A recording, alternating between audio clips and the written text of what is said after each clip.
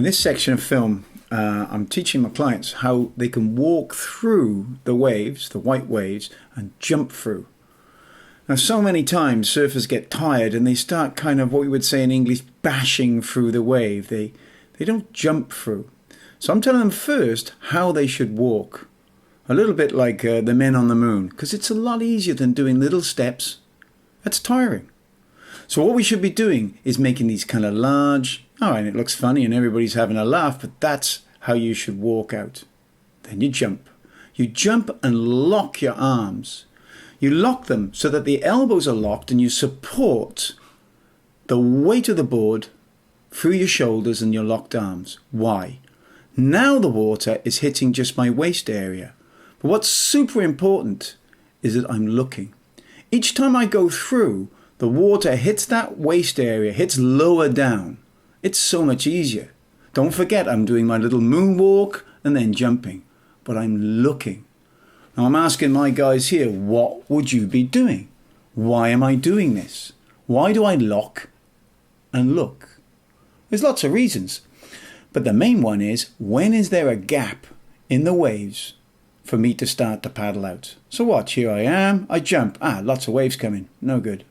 I jump again, still lots of waves coming. Here I go again, there might be a gap now. On the next one, I'm going to start paddling. So this really, really works well. I'm telling my instructors when they get on that board, do not slowly climb on like that. Head down, no balance. Make sure you just hop onto your board. When you're ready to start paddling, the quicker you get onto it, the easier. I'm making a point there that some of us look like a pretty old grandma getting into their beds and it's really slow and everybody thought that was funny.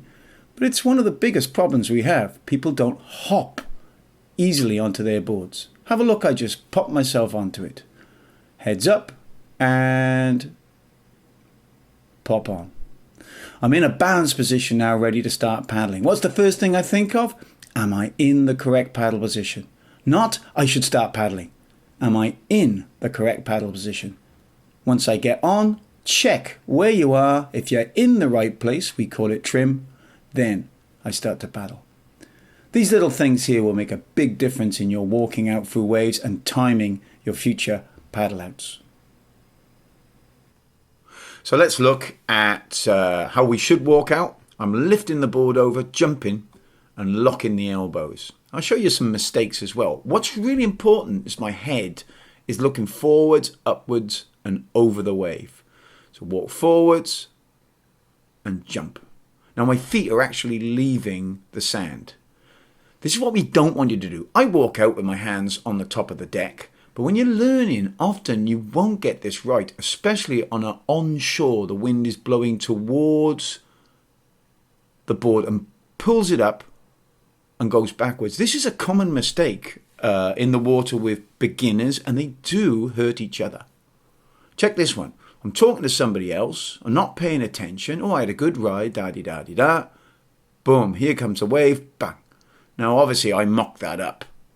But this happens a lot. Don't let you get caught sideways with the board.